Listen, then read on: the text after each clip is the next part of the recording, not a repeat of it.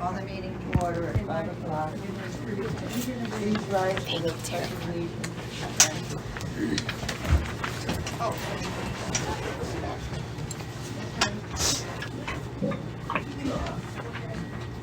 I pledge allegiance to the flag of the United States of America, and to the republic for which it stands, one nation, under God, indivisible, with liberty and justice for all.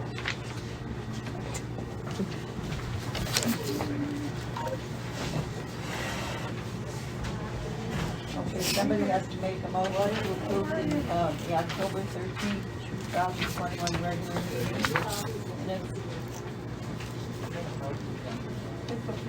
Sue did. Sue made the motion. Thank you. And I'll second it. All in favor? Aye. Now we'll have the executive director.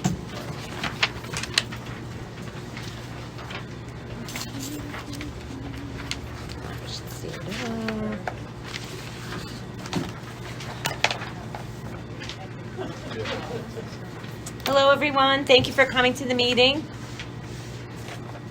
All drawdowns, federal funds for capital and operating dollars for our federal complexes have been completed for the month of October 2021.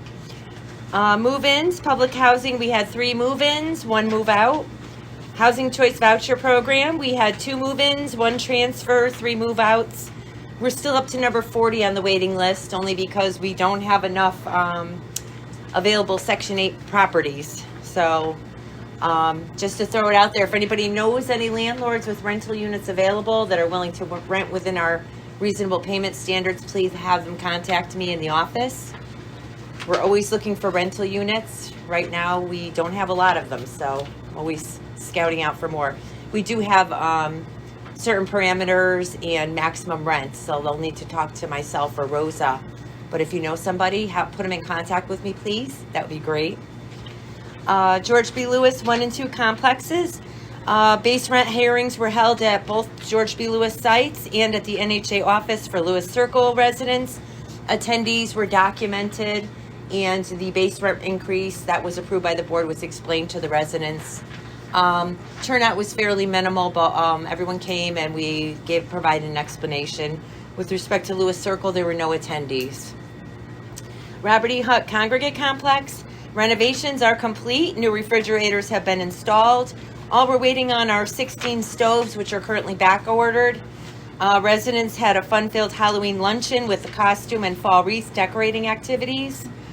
I've also applied for an available grant from CHFA for the purpose of paying for exercise classes being held once per week at the for residents at that site. These are exercise classes standing and seated for wheelchair residents. And we tried it out. We started it in the month of September, and they're really enjoying it. And it's helping very much with their mobility and just the overall attitude. After all the COVID, everyone was kind of grim. So it's bringing them out, and it's encouraging them to gather a little bit more.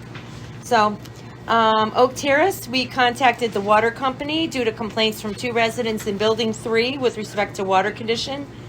The water was previously tested in the spring 2021 when the first resident complained. All the chlorine levels were acceptable and no bacteria were found. We requested a retest, which is currently being performed.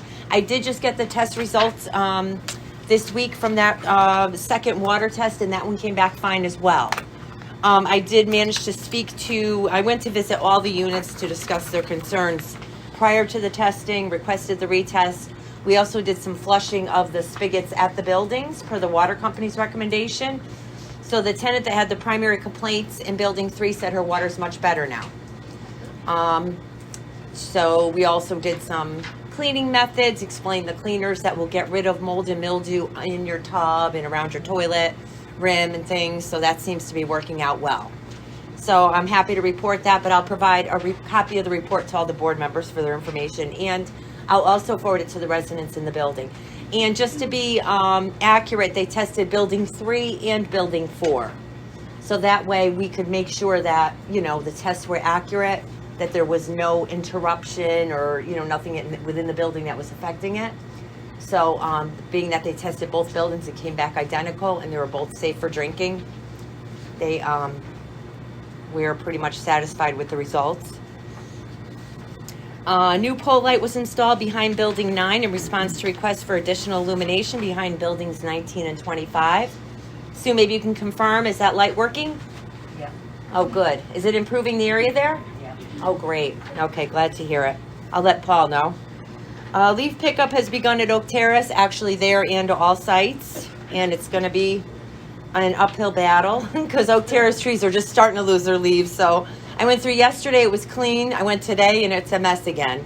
So please be patient. They are making rounds. They're coming through at least a couple times a week trying to mulch up what they can, and we vacuum up the rest and get rid of what we need to remove from site. Our resident service coordinator over at Oak Terrace, Alita, was out sick for about a week and a half. She's returned now this week, and the energy assistance applications will resume. So if there's any Oak Terrace residents here, they can contact her to schedule an appointment if they haven't already made one. And details for all the information required for the energy assistance is in the newsletter. I've been working closely with the police department. Derek here and the rest of the PD has been graciously monitoring suspicious activity at the Oak Terrace complex. Additional patrols have been requested and received. I can confirm that, and I'm hearing it from other residents. Cameras and additional parking are 2 priority items we're currently working towards to save funds for. But we also have to ensure residents have working heat and AC units. And that's one thing that's, those units are beginning to, they're reaching the end of their lifespan. So I'm getting prices to replace those from heating contractors. We have one that's down now, another one that we can repair. But every couple months we've had 1 or 2 down. And they're in the cost range of $5,300 to $5,500 per unit right now. Glenn McCullough, Oak Terrace resident, and his sister will be graciously serving a Thanksgiving dinner for residents in the community room at Oak Terrace on Thanksgiving Day. All residents are welcome to attend. I want to thank Glenn and his family for doing this. They did it a few years ago, and I think we missed last year because of COVID, but the prior years they've done it for 3 years in a row, and it's wonderful. Masks are recommended because that is a large gathering. They provide all the meal. I'm going to be donating some dessert items for them, and so that should be great. We also did have St. Michael's Church is also offering a home delivery and or pickup of a Thanksgiving meal. The resident service coordinator should have reached out to everyone or posted it in their newsletters stating that meal is available.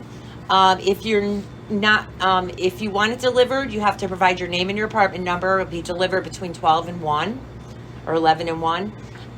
If you're picking up, you don't have to tell them ahead of time. Just go there anytime. I think 1 to 3 is the pickup time.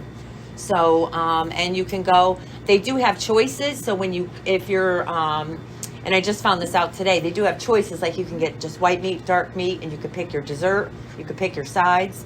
But the resident service coordinators are going to have to get that information from the residents, or St. Michael's will be calling you because they want to make sure people get what they like, which is very, very nice of them. That's great. Yeah, we're lucky to have such a great community. The 2020 audit field work has been completed for 2021. I'm sorry, I said 2020. It's 2020. Audit was completed in October. We're awaiting the final report. I prepared the 2022 budget in coordination with our fee accountant in October. We're going to be presenting that to the Board of Commissioners on November 23rd. I worked with our legal counsel on 2 evictions currently in process at our sites. And that's it. And I'd like to wish a happy Veterans Day and happy Thanksgiving Day to everyone. Maintenance director's report. Maintenance Director's report for October. Unit renovated total, we had 3 completed. All sites were mowed 2 times in October. All of the laundry rooms and common areas were cleaned daily at all sites. Completed 8 after-hour calls, 1 with no dispatch. Completed 72 work orders. Blade and Flamora cleaned laundry rooms at Oak Terrace. They also delivered monthly food bank delivery of boxes to the residents at Oak Terrace, Congregate, and GBL. Blue sidewalks daily at Oak Terrace to remove acorns. Gutted and remodeled bathrooms in 2 units at Lewis Circle. The fire hydrants were repainted at all sites in September and October. Move remaining fridges and stoves to vacant units at Hut until alternative storage areas made. We replaced all the appliances, but we're saving the old appliances because they're in great condition. So we're using them for replacements because they're still like new, a lot of them. Unfortunately, we don't have a lot of room, so we have them in 2 apartments at Hut right now. And I'm getting prices on a storage shed for the Hut site, and it's perfect because we have a nice big area back there, a nice flat area where we could put a storage shed, and then we'll use it for the appliances.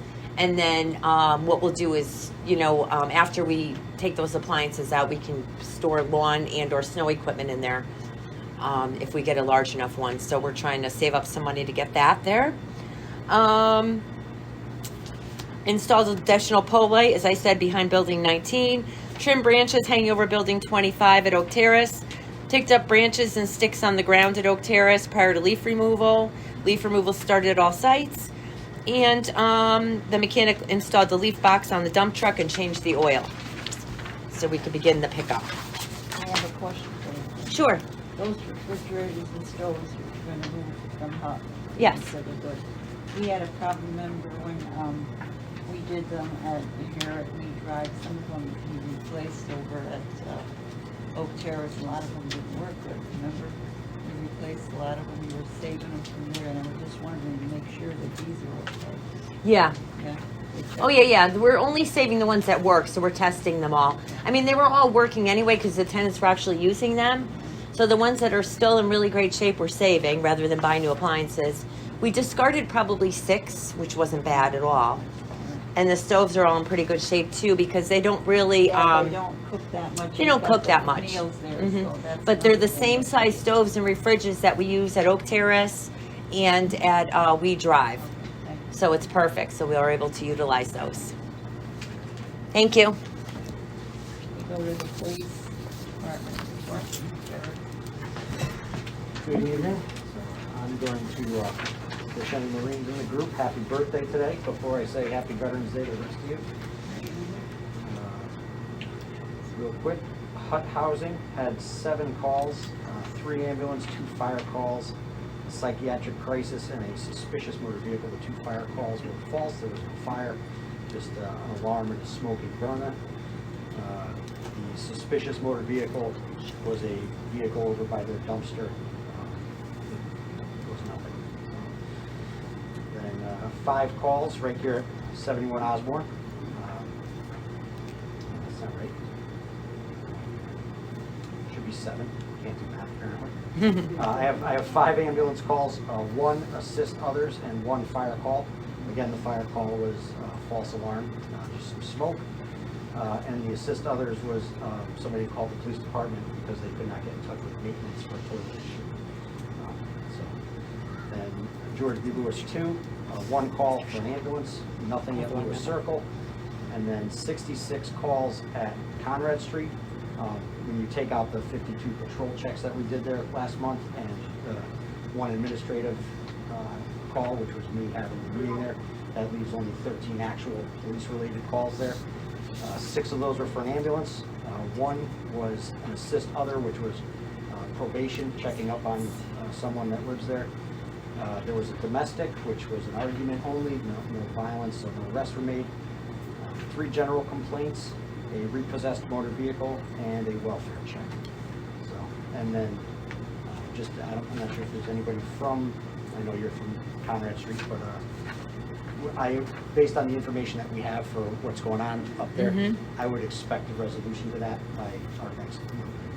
So we've got a lot of good intelligence and information, and it's going to allow us to move forward, pretty quick. So Have you looked into the acting as a police officer? yes, it was not that by our standard. He's not posing as a police officer, so I mean, in order to meet that standard for us, I mean, you really have to pose as a police officer. So just wearing. Did anybody talk to him, or? Yes, yep, Okay. he was talked to even before I got involved. He'd already been talked to, and they'd already established that he wasn't impersonating a police officer. So I just verified that with the officer and everything. Yeah, so They see him dressed up in the black uniform with his brother's badge. yeah, the problem with the part with the badge is it couldn't be proven, you know, when the officer did it and everything, so, because he obviously denies it. Yeah. So for something like that, we, you know, just wearing black BDUs, you know, like a black, that's not enough, you know, but I mean, if he's wearing a badge, if he's flashing a badge, that's different, but we would also need to catch him doing that, be able to prove that he's doing that, you know. Somebody, you know, if you say he's doing it and he says he's not doing it, but we have no other proof, it's not gonna be enough for us to charge him with that, so. But at the very least, he's aware that we're aware, so if he was doing it, I hope he's no longer doing it, so. I haven't heard anything further since last month's meeting, so. Any other questions for the officer? You guys on clock before the I don't think we did, but I would, yeah. Yeah. Thank you very much. Thank you. No old business, we're going to new business. Resolution 328. Oh, very good. Your phone me down.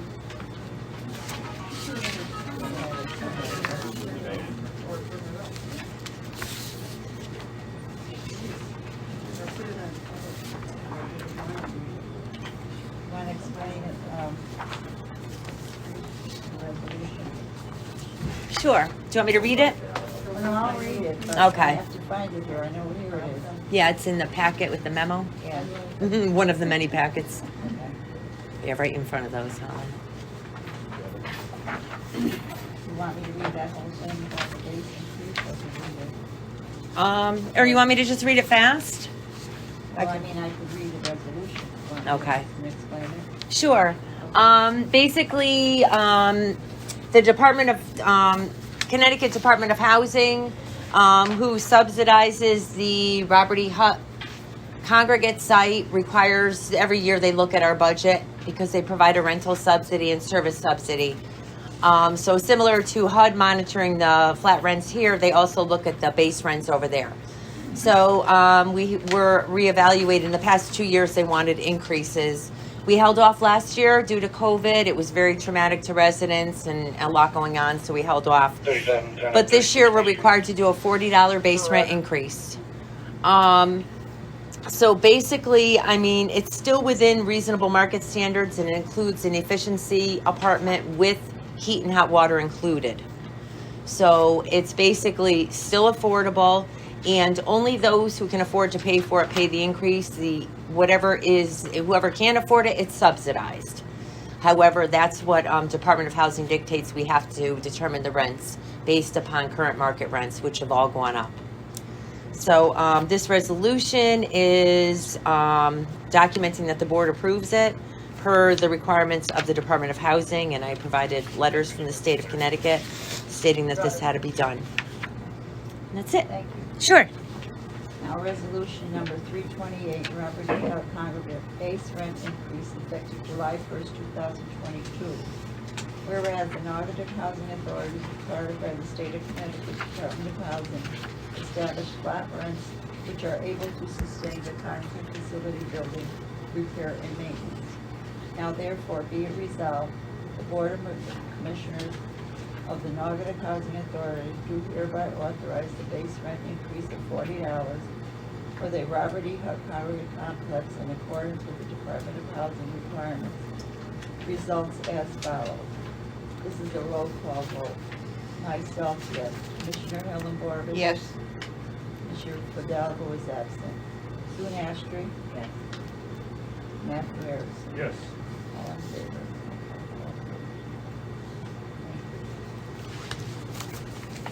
And Joan, if you don't mind, signing mine. If I can put it with the minutes.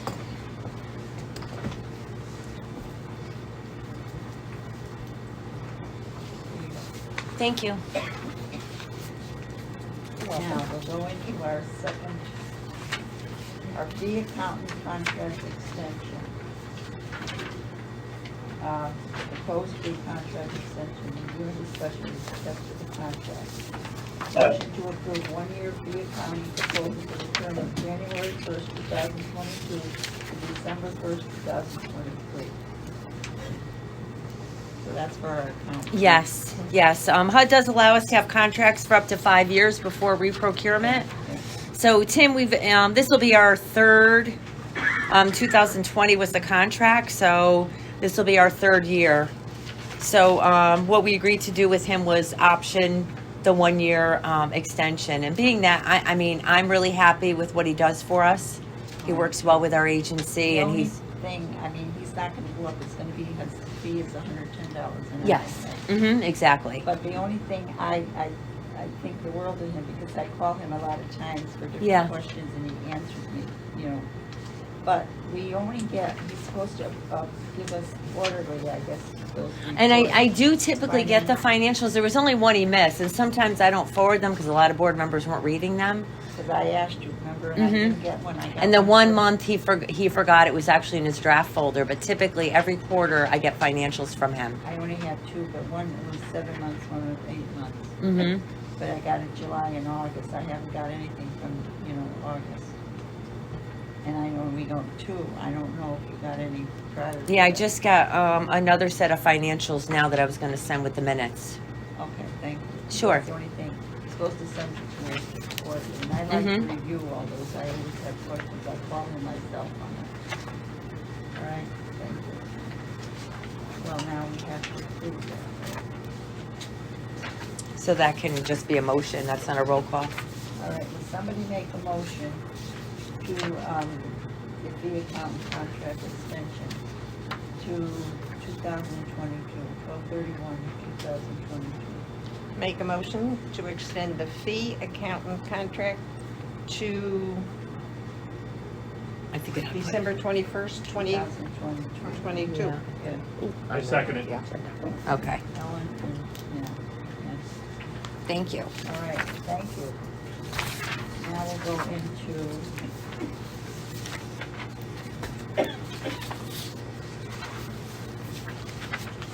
public comment is 5 minutes for a speaker. All right, anybody got any questions? Okay. State your name, not your Cheryl name, from just your CBO. number, your apartment number. 1A. I want to say Ann and I attended the Connecticut Housing Authority training for emergency preparedness. It was very thorough and very, informative. We are working on a plan. I'm a little disappointed that GBL2 did not join us or offer anybody to join us on the committee, because Ann and I live here. We can't be running down there during the storm. We're in a, unfortunately, I had a family emergency over the past 2 weeks, so I haven't been able to do much work. But I'm gonna get together with Ann, and we're gonna start writing out, guidelines. And it's only an emergency plan, a backup plan for GBL 1 and 2. That if we lose power, people can come in here, be warm, and get a warm meal during the day. We suggest that Amber suggests that we make go bags for clients that they can put their emergency medicines, cell phone, whatever they need in that bag and bring it here. We're not going to allow pets because there's decreased mobility and eyesight among some of our residents here. So it would produce a hazard, and no laundry can be done because we may have to use the laundry room to set up a table and chairs. We will hand out, I'm gonna work with Karen, who's reading everything, work with Christine and Carmelina to do the final proofreading. And then we will hand it out to all residents here. If there's anybody from GBL1 who wants to GBL2 who wants to volunteer, that would be greatly appreciated. And I did speak to Rosalie down there. I was going to say, because Rosalie did reach out, I believe, to the residents. And no one's contacted us. Okay, and we did put your contact information in there. Now, where did you receive the training, Cheryl?